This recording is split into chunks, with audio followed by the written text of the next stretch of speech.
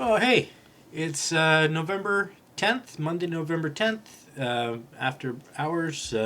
I'm Patrick, disabled investor on $1 million mission to grow my registered disability savings plan to $1 million. And today was a satisfactory day, meaning I played Satisfactory for most of the day.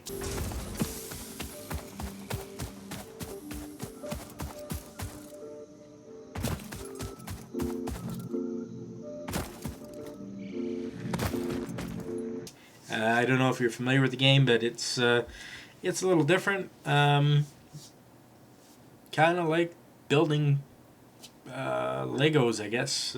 Reminds me of being a kid. Anyways, it was a good time.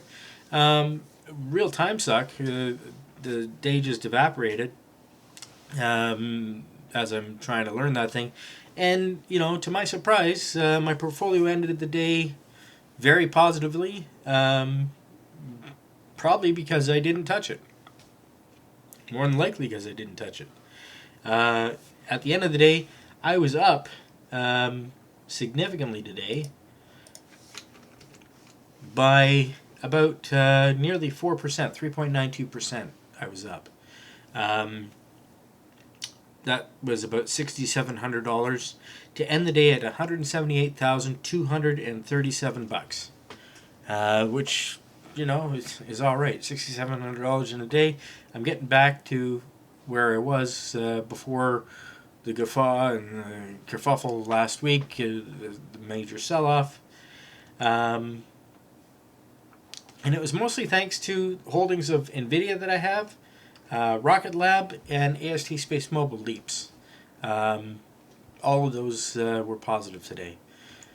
The drag on my portfolio came from ARM Holdings Leap and Sana Biotechnology Leap, as well as D-Wave Quantum Leap. So, you get the good with the bad. But anyways, like I say, it was a satisfactory day.